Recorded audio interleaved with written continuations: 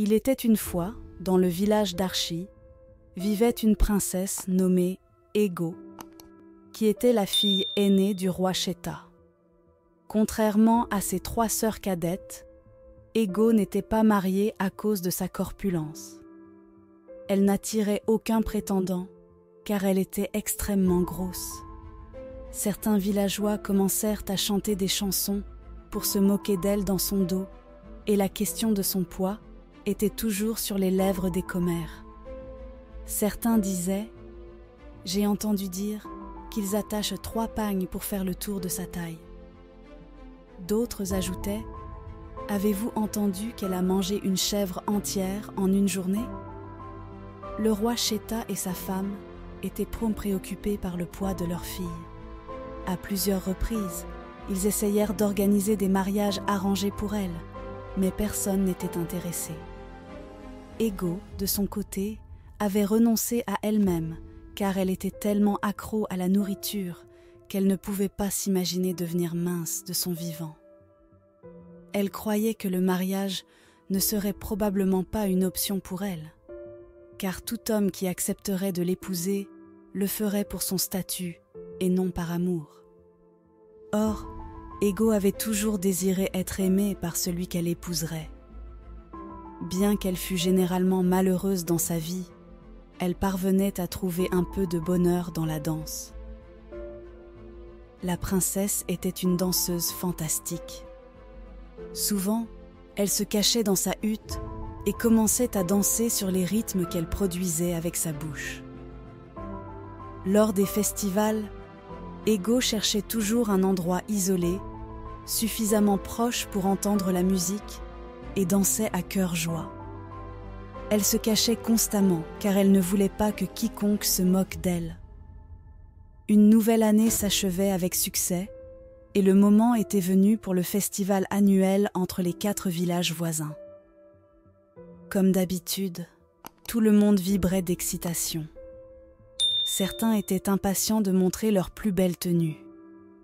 D'autres peaufinaient leurs pas de danse et s'exerçaient sans relâche avec leurs instruments de musique, tandis que d'autres encore avaient hâte de savourer la variété de plats qui seraient servis ce jour-là. Ego, quant à elle, ne s'intéressait qu'à trouver un endroit isolé qui lui donnerait la liberté d'exprimer ses pas de danse. Finalement, elle trouva un endroit où elle pouvait entendre clairement les tambours et les flûtes. Elle commença alors à danser, un large sourire aux lèvres. Cependant, elle remarqua bientôt que le son d'un tambour devenait de plus en plus fort, mais elle l'ignora car elle était absorbée par sa danse. Soudain, la musique du festival s'arrêta, mais le son du tambour continua. Elle se retourna immédiatement et vit un homme jouant du tambour avec un grand sourire. L'homme s'arrêta de jouer et demanda « Pourquoi as-tu arrêté de danser ?» Ego se mit aussitôt à courir et l'homme la suivit. Mais comme elle était trop lourde pour courir vite, il la rattrapa. « Laissez-moi tranquille, » dit-elle, haletante. « Allez chercher votre amusement comique ailleurs. » L'homme la regarda avec gentillesse, se demandant pourquoi elle pensait être une blague pour lui. « Je me suis perdue en essayant d'atteindre la place du marché et je cherchais mon chemin quand je t'ai vu danser là-bas. J'ai donc décidé de t'accompagner avec mes tambours, » dit-il. Ego examina plus attentivement la couleur de sa peau et réalisa qu'il n'était pas de sa communauté. Elle remercia l'homme d'avoir joué du tambour pour elle, puis lui indiqua le chemin vers la place du marché. Ils parlèrent longuement et apprirent à se connaître. Puis il joua du tambour pour que Ego danse. Les jours se transformèrent en semaines et ils continuèrent à se rencontrer à leur endroit habituel. Pour tous les deux, c'était toujours le meilleur moment de la journée.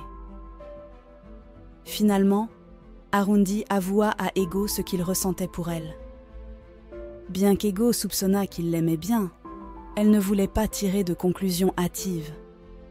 Mais elle fut heureuse quand il l'exprima enfin, car elle ressentait la même chose.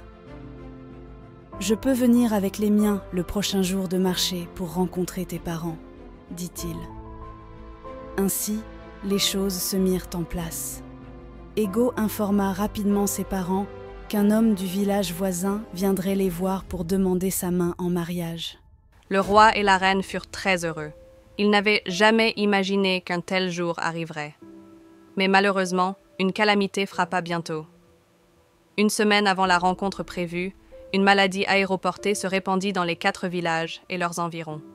Pour empêcher la propagation de la maladie, chaque village ferma ses frontières et les dirigeants ordonnèrent également aux habitants de rester chez eux.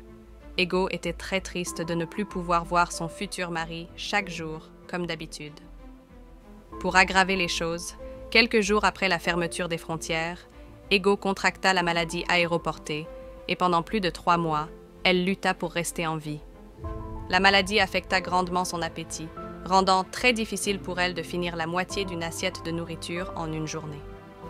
Au fil des mois, un herboriste trouva un remède et les gens commencèrent progressivement à se sentir mieux, lorsqu'Ego se rétablit complètement. La première chose qu'elle découvrit fut sa perte de poids massive. Elle n'en croyait pas ses yeux. Elle était presque aussi mince que ses 3 sœurs. C'était un rêve devenu réalité. Ce n'était pas la seule chose qui avait changé. Son visage était également devenu plus défini et sa beauté était évidente, même pour un aveugle. Elle réalisa que partout où elle allait, elle était regardée avec admiration par des hommes qui ne lui avaient jamais accordé un second regard auparavant, et les hommes riches parmi eux commencèrent aussi à l'approcher pour discuter de mariage. Ego commença à se sentir au sommet du monde, et soudainement, elle se sentit trop bien pour Arundi. Quand les frontières furent finalement ouvertes, Ego se rendit à l'endroit habituel où elle et Arundi se rencontraient pour l'attendre, car elle savait qu'il serait certainement là à l'attendre. Quand Arundi posa les yeux sur elle, il faillit ne pas la reconnaître. « Waouh, ma princesse, ton beau sourire m'a manqué, » dit-il. Ego lui fit un accueil glacial. Elle se sentait trop importante pour être en sa présence. Arundi pensa qu'elle agissait ainsi parce qu'il lui avait beaucoup manqué. Alors il commença à jouer du tambour pour qu'elle danse, mais elle lui cria dessus, lui ordonnant d'arrêter ce bruit. « Monsieur le tambourineur, je ne suis pas intéressée par ce que vous jouez. Je suis seulement venue ici pour vous dire que je ne suis plus intéressée à vous épouser. » Arundi fut alarmée par son changement de comportement. « Je sais que vous n'avez jamais été avec une princesse auparavant. C'est pourquoi vous souriez toujours comme un idiot, » dit-elle. Elle quitta l'endroit en trombe, l'avertissant de ne plus jamais la contacter, car il n'appartenait pas au même rang social. Des semaines passèrent, et Arundi continua d'envoyer des messagers à Ego pour qu'elle change d'avis, mais elle les ignora tous. Au lieu de cela, elle recevait la longue file d'hommes intéressés à l'épouser. Un jour, elle eut une idée. Ego décida d'organiser une compétition de lutte pour les célibataires éligibles du village, et celui qui en sortirait vainqueur serait couronné comme son prétendant. La compétition fut organisée et elle dépassa les frontières de son village. Beaucoup d'hommes s'inscrivirent pour gagner le cœur d'Ego, la fille aînée du grand roi Cheta. Le roi invita même des personnes de sang royal et des gens aisés pour l'événement. Ego décida de rester à l'intérieur pendant les 4 mois suivants pour recevoir le meilleur traitement de beauté afin d'éblouir ses prétendants. Mais elle ne réalisa pas que c'était la maladie qui l'avait rendue plus mince. Ses anciennes habitudes alimentaires restèrent les mêmes. Alors, pendant qu'Ego était à l'intérieur, elle continua à manger ses grandes portions et jour après jour, le poids commença à s'accumuler à nouveau. Lorsque les 4 mois se furent écoulés, Ego avait retrouvé sa taille précédente. Elle était déçue d'elle-même et fit de son mieux pour annuler l'événement, mais son père refusa. « Je suis sûre que tu trouveras un prétendant quelle que soit ta situation actuelle, » lui dit-il. Le jour de l'événement, des guerriers, des fermiers, des commerçants et de nombreux célibataires éligibles se rendirent sur la place du village, se préparant à gagner le cœur d'Ego. Mais quand Ego fut appelée pour saluer ses visiteurs, les hommes la regardèrent avec stupéfaction. Elle n'était pas ce qu'ils avaient espéré. Et un par un, ils commencèrent à partir, rentrant chez eux. Ego n'avait jamais été aussi embarrassée. Alors qu'elle était sur le point de quitter les lieux honteusement, ses yeux aperçurent une silhouette familière. C'était Arundi, mais ce n'était pas l'Arundi qu'elle connaissait.